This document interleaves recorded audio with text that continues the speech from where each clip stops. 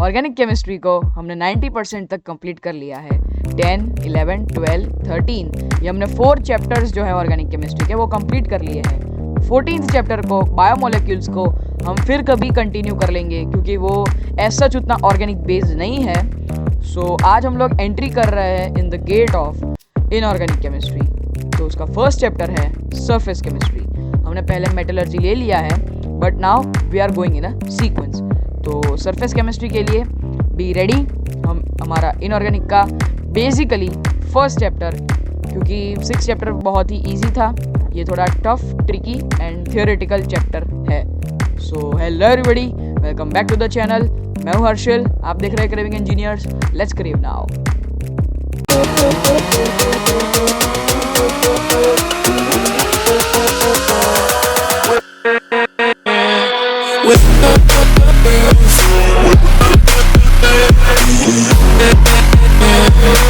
तो surface chemistry जो कि इनऑर्गेनिक का चैप्टर है, उसको स्टार्ट करने से पहले आपको कुछ चीज़ें बता देता हूँ। You have to take book, pen and textbook. ये 3 चीज़ आप अपने पास रखिए। कोई भी इंपॉर्टेंट पॉइंट हो आप नोट डाउन कर सकते हैं वीडियो को पॉज करते। और टेक्स्ट बुक में से मैं कुछ थियरीज रीड करूँगा so you can cross verify it. So please text book और ये 2 चीज़ें लेके बैठ जाइए। तो let's start the surface chemistry chapter with its introduction. तो इंट्रोडक्शन में ये है कि सरफेस केमिस्ट्री डील करता है फिनोमेना को जो सरफेस पे होता है। बेसिकली उसका नाम ही सरफेस केमिस्ट्री है इसलिए।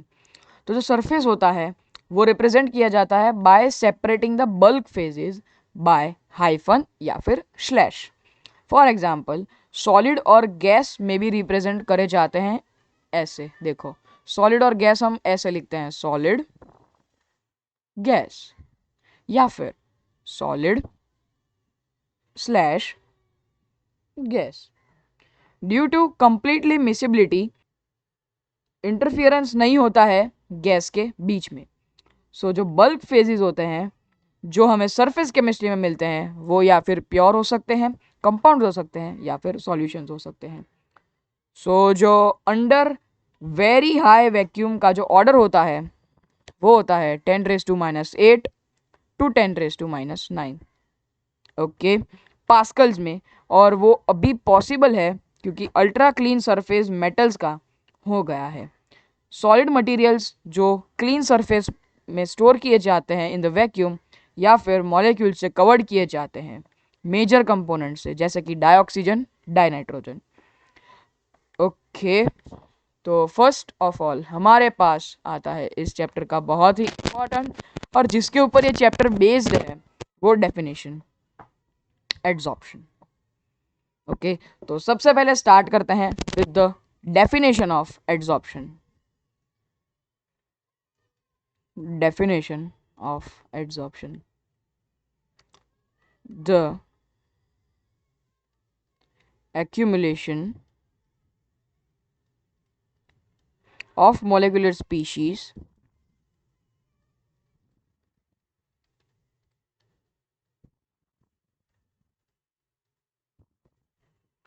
at the surface rather than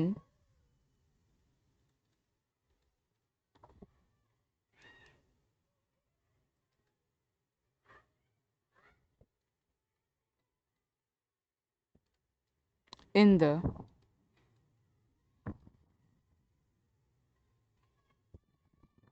bulk of solid or liquid, solid or liquid is called या फिर is termed as adsorption। Okay कुछ छोटे छोटे टर्म्स के बारे में डिस्कस करते हैं। ओके मॉलिक्यूलर स्पीशीज या फिर सब्सटेंस जो कंसंट्रेट होता है और एक्यूमुलेट होता है सरफेस के अंदर उसे हम कहते हैं एड्सॉर्बेट। और जो मटेरियल होता है ऑन द सरफेस जिसके ऊपर एड्सॉर्प्शन होता है उसको हम कहते हैं एड्सॉर्बेंट। जिसकी वजह से होता है उसे कहते हैं एड्सॉर्बेट और जिसके ऊपर होता है इसे हम कहते हैं एड्सॉर्बेंट। एड्सॉर्प्शन एसेंशियली एक सरफेस का फिनोमिनन है। Solids particularly finally divided stage के अंदर जो होते हैं उनमें लार्ज सरफेस एरिया होता है। Therefore charcoal, silica gel, alumina gel, clay, colloid metal finally divided state में होते हैं और वो as a good adsorbent use किए जाते हैं। ओके, तो नेक्स्ट टॉपिक है एड्सॉर्प्शन इन एक्शन या फिर यूजेस ऑफ एड्सॉर्प्शन। तो फर्स्ट यूज है इफ अ गैस जो होता है O2, H2, CO, Cl2, NH3 या फिर SO2 जैसा, वो लिया जाता है in the closed vessel containing powder of charcoal.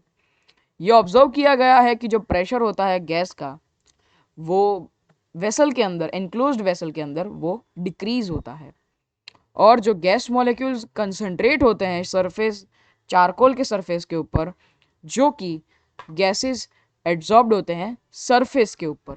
Okay, basically we term that surface. और सेकंड पॉइंट है कि सॉल्यूशन के अंदर जिनमें एक ऑर्गेनिक डाई है जैसे कि मिथिलीन ब्लू, जब एनिमल चारकोल उसके अंदर ऐड किया जाता है, सो सॉल्यूशन जो हमने बनाया उसे हम अच्छे से मिक्स करते हैं, वेल देन शेक करते हैं, जिससे हमें ऑब्जर्व किया गया है कि जो फिल्ट्रेट होता है वो कलरलेस हो जाता है। जो मॉलिक्यूल्स होते हैं डाई के वो एक्यूमुलेट करते हैं चारकोल के सरफेस पर, means they are adsorbed. Okay, third point है एक्वियस सोल्यूशन रॉ शुगर का जब पास किया जाता है over the beds of animal charcoal वो कलरलेस हो जाता है एज कलरिंग सब्सटेंसेस एड्सॉर्ब्ड होते हैं by the charcoal. Okay, so fourth point है जो एयर होती है वो ड्राई हो जाती है in the presence of silica jail, क्योंकि जो पानी के मॉलिक्यूल्स होते हैं वो एड्सॉर्ब होते हैं on the surface of silica gel. So इससे हमें ये क्लियर हो रहा है कि प्रोसेस ऑफ लिख देते हैं इधर नेक्स्ट पेज में, process of removing an adsorbed substance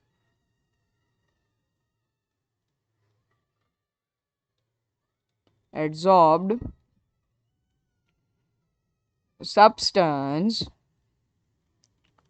from a surface on which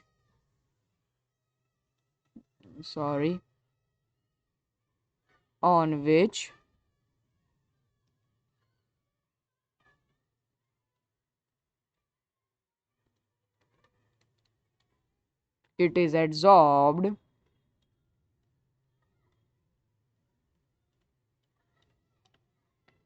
is called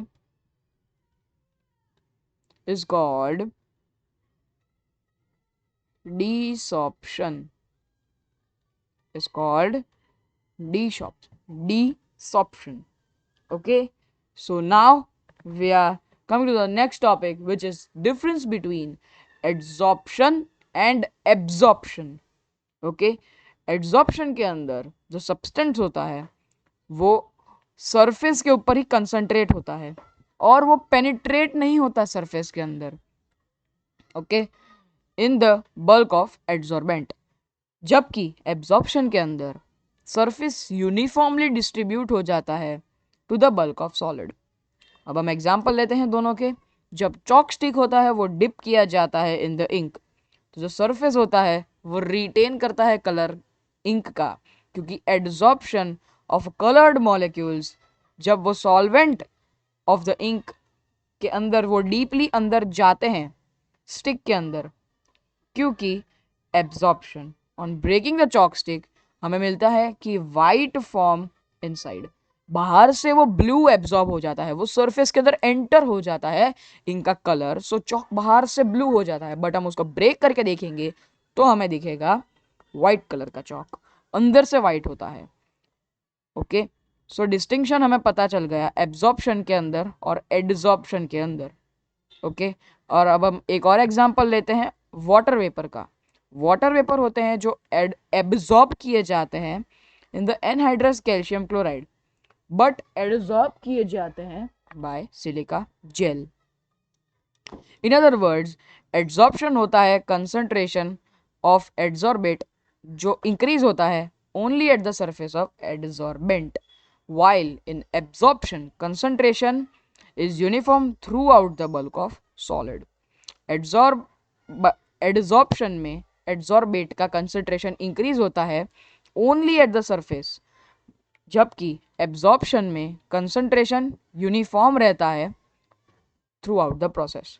okay, और ये एक अच्छा सा स्टेटमेंट लिख देते हैं, both adsorption and absorption can take place simultaneously also. The term sorption is used to describe, just a minute, to describe both process. Okay, जब adsorption and absorption simultaneously होता है तो हम उसे कहते हैं sorption. Moving up to the next topic which is mechanism of adsorption. So जो adsorption होता है वो क्यों होता है?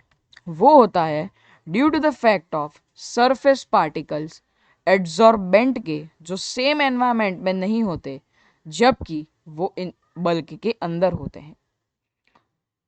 एड्सॉर्बेंट के अंदर सारे के सारे फोर्सेस जो होते हैं वो एक दूसरे के पार्टिकल्स के बिटवीन म्यूचुअली बैलेंस्ड होते हैं, बट जब सरफेस पार्टिकल्स का वो सराउंडेड नहीं होता बाय द एटम्स और molecules, okay, so they are unbalanced या फिर रेसिडुअल एट्रैक्टिव फोर्सेस उनमें अंदर होता है।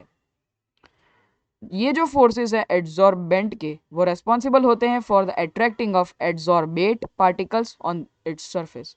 द एक्सटेंट ऑफ एड्सॉर्प्शन बढ़ता है जबकि सरफेस का इंक्रीज होता है per unit mass of adsorbent at given temperature and pressure.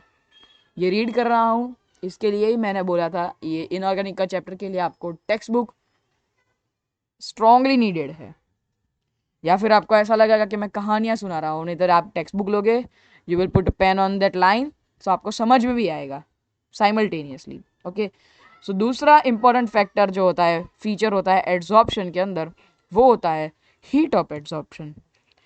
During the adsorption there is always decrease in residual forces of the surface, means उसमें सरफेस एनर्जी के अंदर decrease होता ही है जिससे हीट दिखती है। Adsorption therefore is invariably an exothermic process. Okay, तो उसका डेल्टा एच जो होता है वो ऑलवेज नेगेटिव होता है। जब गैस एड्सॉर्ब होता है तब फ्रीडम मोमेंट की जो होती है वो मॉलिक्यूल्स की रिस्ट्रिक्ट हो जाती है, वो फ्री नहीं रह सकते, means delta S negative.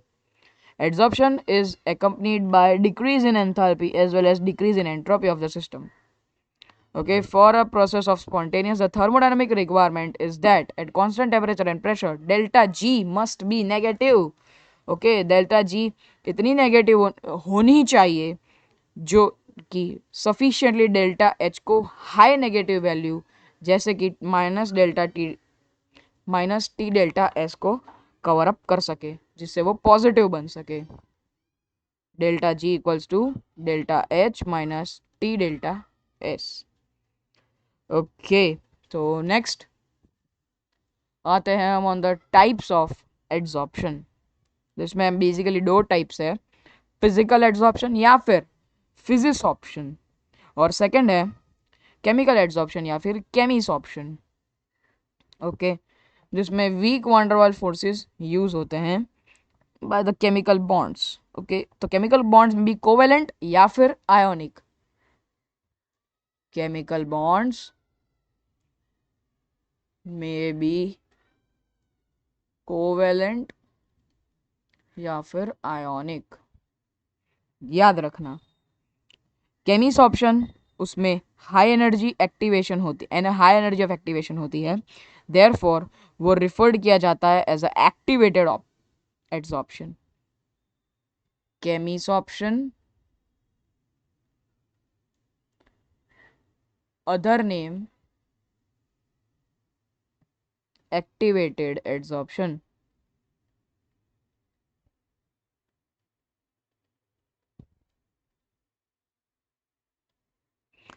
Okay, कभी कभी ये दोनों प्रोसेस में साइमल्टेनियसली अकर होती है और ये इजी नहीं है as certain in the type of adsorption. So physical adsorption low temperature में पास किया जाता है इन द केमिकल केमी आइसॉर्प्शन या फिर केमिकल एड्सॉर्प्शन एज टेम्परेचर बढ़ता है। फॉर एग्जाम्पल डायहाइड्रोजन जो होता है वो फर्स्टली एड्सॉर्ब्ड किया जाता है ऑन द निकल बाय वान डेर वाल्स, जिससे कि मॉलिक्यूल्स ऑफ हाइड्रोजन डिसोशिएट होते हैं टू फॉर्म हाइड्रोजन एटम्स, जिससे which are held on the surface of chemisoption.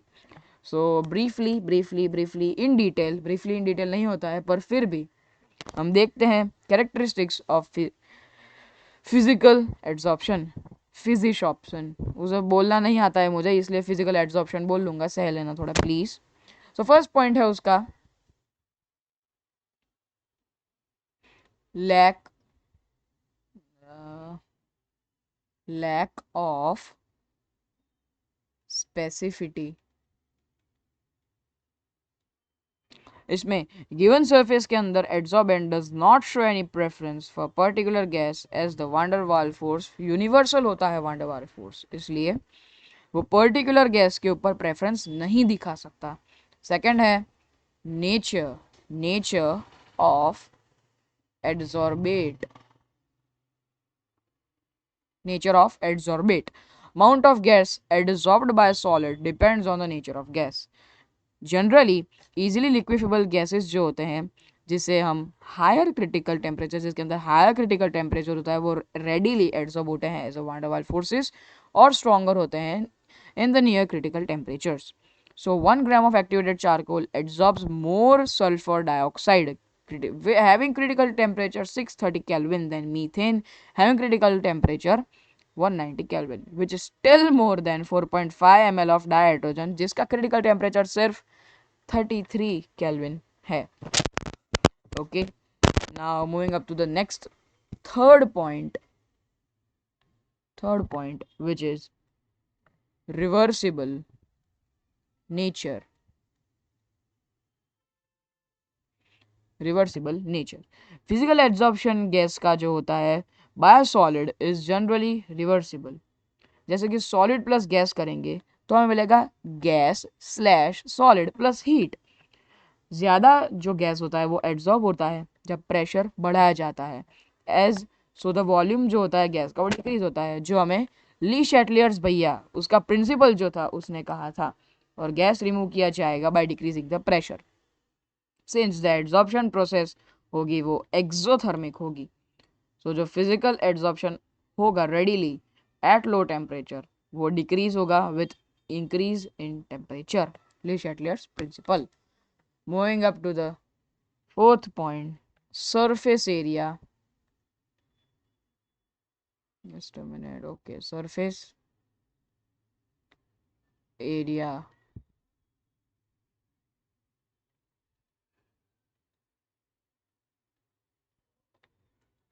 of adsorbent। Extent of the adsorption वो इंक्रीज होता है with the increase of surface area of the adsorbent. So finally divided metals और porous substances उनमें होता है large surface area और वो अच्छे एड्सॉर्बेंट होते हैं। Next point, fifth point, enthalpy of adsorption. Enthalpy of adsorption, physical adsorption वो एक एक्सोथर्मिक प्रोसेस है, बट एंथैल्पी ऑफ एब्जॉर्प्शन वो क्वाइट लो है, जो कि है 20 से 40 किलो जूल्स पर मोल। ये इसलिए है क्योंकि अट्रैक्शन गैस मॉलिक्यूल्स का सॉलिड सरफेस के अंदर वो गैस मॉलिक्यूल्स और सॉलिड सरफेस के अंदर कम है, क्योंकि वीक वांडरफॉल फोर्सेस उसके अंदर प्रेजेंट है। So characteristics of physical absorption is done. Next is characteristics of chemisorption या फिर केमिकल एब्जॉर्प्शन। तो उसमें सेम फर्स्ट है high specificity, high specificity, okay, specificity, high specificity, ये नाम बोलना ही नहीं आता है मुझे, कोई बात नहीं। Chemisorption is highly specific and it will only occur if there is some possibility of chemical bonding between the adsorbent and adsorbate. For example, oxygen जो होता है वो adsorb किया जाता है on the metals by virtue of oxide formation, and hydrogen वो adsorb किया जाता है in the transition metal due to the hydride formation. Easy. Okay, so next point हमारा है irreversibility.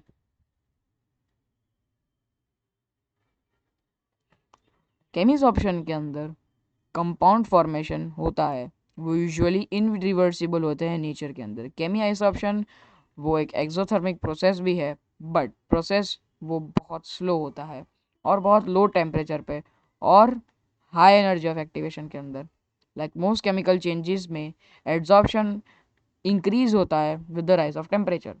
Physical adsorption is gas adsorbed at low temperature में change into chemisorption at higher temperature. इसका कोई भरोसा नहीं है। यूजुअली हाई प्रेशर जो होता है वो फेवरेबल होता है for the chemical आइसॉप्शन।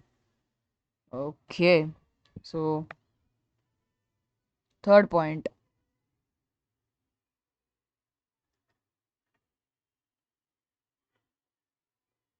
which is surface area.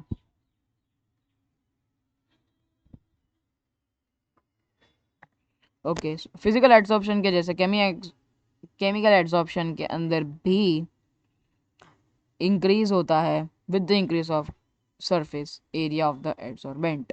Okay, increase होगा सरफेस एरिया तो केमियाइजेशन का यील्ड भी इंक्रीज होगा। Fourth and the last point, enthalpy of adsorption.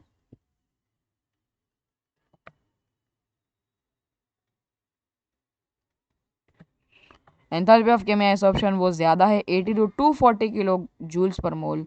सो उसमें केमिकल बॉन्ड फॉर्मेशन इन्वॉल्व कर सकता है वो। ओके, तो नेक्स्ट है आपके पास ये important table, difference between physical adsorption and chemical adsorption. Okay, so इसमें मेनली आपको 9 पॉइंट्स दिए हैं। 3 मार्कर में पूछेंगे तो 6 पॉइंट्स तो आपको आने ही चाहिए। सो इसको खा जाओ, इस टेबल को। 3 मार्क में कंफर्म है ये। ओके, बोर्ड्स के अंदर या फिर आपकी कोई भी प्री बोर्ड्स या फिर ओके, यू कैन अंडरस्टैंड। इस टेबल को अच्छे से याद कर लीजिए। Moving up to the next, for the next time adsorption isotherm and fluid adsorption isotherm, जो कि एक 3 मार्कर का जाना माना और बहुत ही इंपॉर्टेंट क्वेश्चन है। सो वो नेक्स्ट टाइम देखेंगे। ये एक इंट्रोडक्टरी और आपको सब डेफिनेशंस और सब कंसेप्ट्स बेसिक्स क्लियर करने के लिए ये वीडियो था। तो इस वीडियो को करते हैं एंड। अगर आपको ये वीडियो अच्छा लगा और अब तक आप इस वीडियो बैठे हो तो आपको कहीं ना कहीं ये वीडियो अच्छा लगा हो, तो इस वीडियो को लाइक कर दीजिए। चैनल पे पहली बार आए हो तो सब्सक्राइब कर दीजिए, बेल को ऑल पे सेट कर दीजिए, हमारे ऑल नोटिफिकेशन आपको मिलते रहेंगे। वीडियो को शेयर कर दीजिए अपने फ्रेंड्स के साथ, और आपके डाउट्स भी क्लियर हो रहे हैं और आप पहली बार पढ़ रहे हो तो वेल एंड गुड। सो आज के लिए बस, मिलते हैं अगली वीडियो में, तब तक के लिए बाय बाय।